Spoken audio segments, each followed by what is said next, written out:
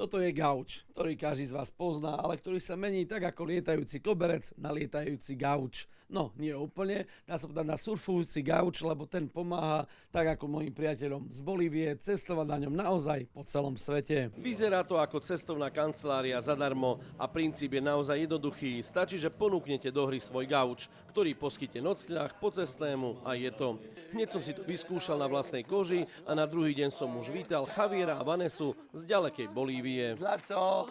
Vanessa. Laco! Nice to meet you, I'm Javier. We started in Madrid. Pricestovali sme do Madridu, potom sme išli do Marseille vo Francúzsku, do Ríma v Taliansku a prišli sme na Slovensko do Bratislavy. Do Bratislavy prišli ráno a strávili tu celý deň. Ubytovali sa u mňa večer, keď som prišiel z práce.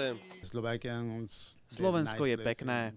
Je to najkrajšie miesto, aké sme doteraz navštívili. Spôsob, akým sme sa našli, bol celkom jednoduchý. Napísali žiadosť a termín, kedy budú v Bratislave a systém to rozoslal všetkým, ktorí v Bratislave gauč ponúkajú. Potom už je len na výbere hostiteľa, či odfajfknete a príjmete hostí. Samozrejme, privítali sme ich, ako sa po slovensky patrí. Javier je riaditeľom rodinnej školy v La Paz a Vanessa je vysokoškolská pedagogička. Som učiteľkou a prednášam na Katolíckej univerzite v Bolívii.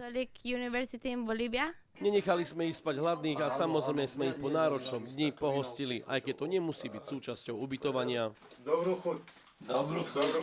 Keďže som sa ja osobne so surfujúcimi gaučami stretol prvýkrát, hľadal som niekoho, kto má s couchsurfingom väčšie skúsenosti. Igor precestoval týmto spôsobom naozaj poriadny kus sveta, dokonca aj také netypické krajiny, ako je Sýria. Potom sa som išiel do Antalie, odtiaľ do Latakie. Som bol napríklad v Južnej Európe, v Sýrii, v Holandsku a všade ten couchsurfing funguje.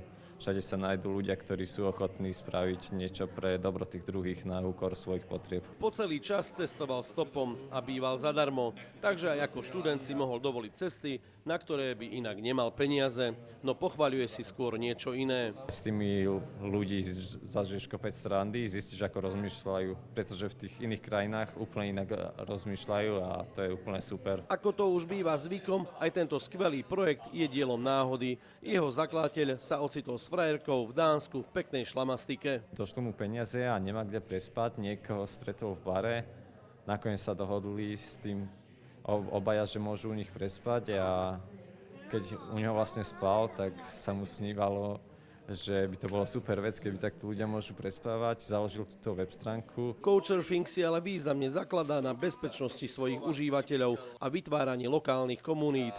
Zaregistrovať sa môže síce ktokoľvek, ale cestovať môže človek až po overení. Bezpečnosť je zaručená tou dôveryhodnosťou. Čiže ja si musím vytvoriť dôveryhodný profil, to znamená, že sú tam 3 princípy dôveryhodnosti. Najdôležitejšie sú referencie od ostatných užívateľov. Prakticky sa musíte začleniť do komunity, aby vás ľudia poznali a dôverovali vám. Či už niekoho ubytovávate, alebo sa chcete niekde ubytovať. Od ľudí, keď sa s tebou stretnú, alebo ty u nich spíš, tak oni ti dávajú referencie. Keď ubytovávate hostia, nemusíte mu hneď robiť program alebo sa oň starať. Rovnako sa mu nemusíte venovať. Dokonca nemusíte byť ani doma. Niekedy dostanete kľúč od bytu a že keď sa vrátiš, tak sa vrátiš.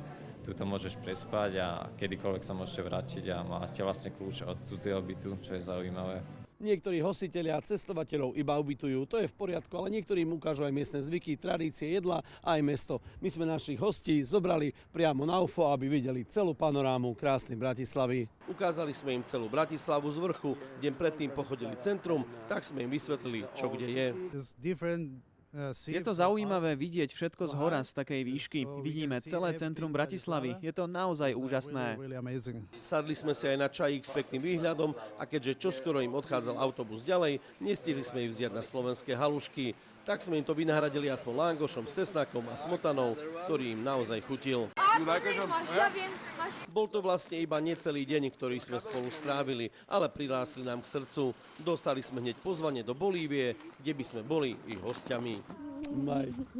Tak lúčime sa s Vanessou a s Javierom, ktorí odchádzajú ďalej z gauča na gauč. Aj tak sa dá nazvať ich putovanie. Ďalšou zastávkou bude gauč v Curychu. Pre televíziu JOJ, Laco Ďurkovič.